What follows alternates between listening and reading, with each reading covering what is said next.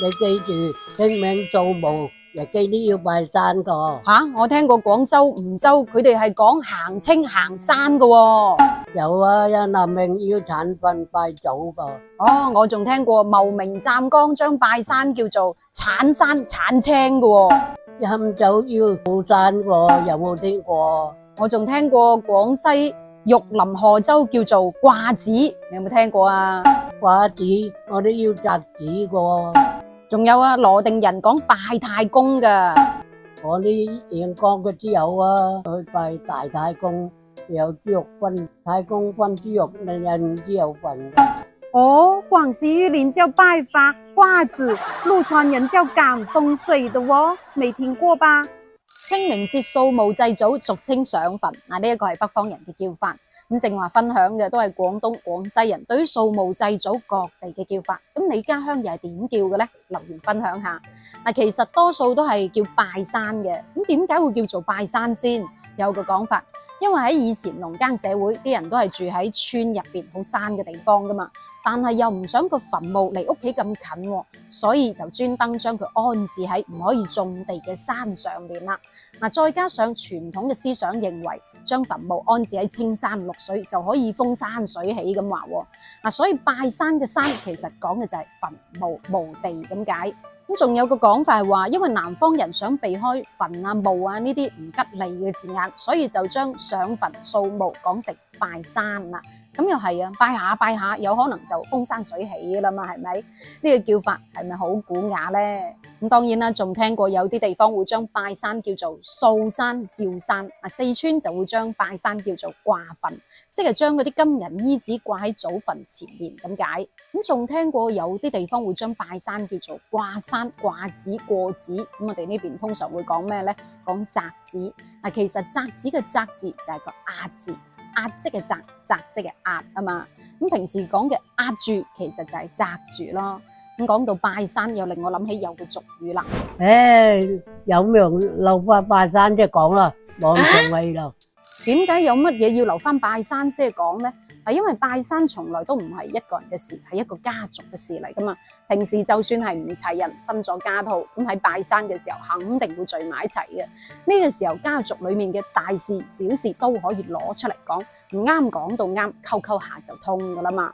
咁再加上祖先一年先見你一次，肯定好想聽你講嘢噶啦，講嘅嘢都係百無禁忌，所以咪有咩留翻拜山至講咯。咁呢一句說話喺乜嘢情況下先至可以講呢？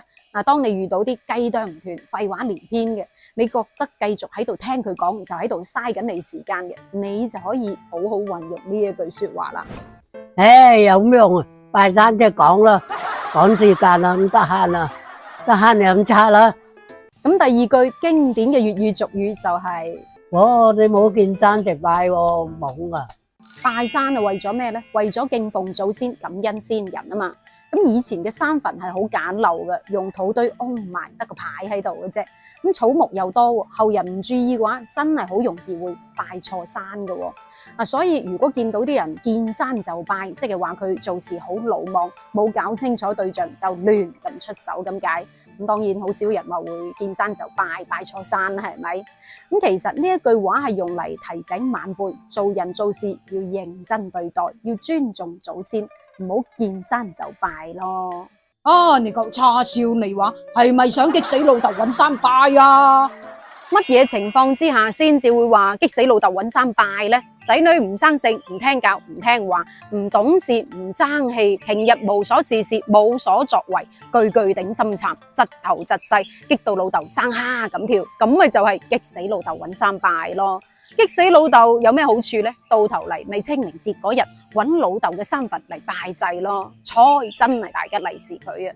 咁當然呢句說話係激到老豆好嬲嘅時候，又或者係帶啲幽默諷刺嘅講法，咁亦都係告誡我哋作為晚輩要孝敬父母，唔好激到老豆生蝦咁跳，唔係嘅話真係會激死老豆搵山拜嘅。好咯，今次真係家山有福咯。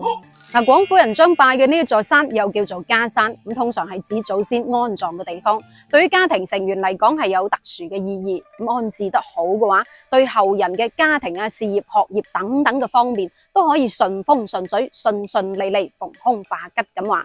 咁呢一個就係老一輩嘅人講嘅家山有福啦，亦都意味住有祖先嘅庇佑、祖輩積德帶嚟嘅福氣，令到家庭繁榮昌盛、幸福。我哋真係掘尾龍拜山咯，咩意思啊？搞風搞去嘅啦。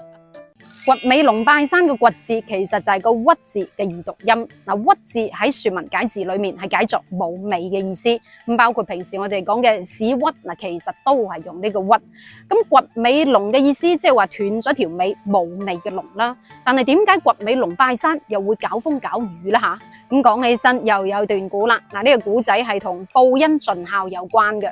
嗱，話說呢條掘尾龍佢其實係一條大蛇嚟嘅。有一次佢受傷，俾順德一位學生哥救咗，咁兩個仲成為咗好朋友。但係呢條大蛇因為有一次嚇親咗學生哥嘅老母，俾佢阿媽整斷咗條尾。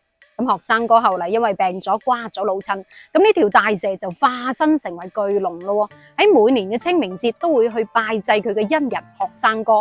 但係呢個時候必定會烏天暗地、大風大雨嘅。咁亦都因為掘尾龍拜山會行雲布雨啊嘛，所以呢句說話後嚟就用嚟暗指嗰啲中意搬弄是非、搞風搞雨、造謠生事嘅搞屎棍啦。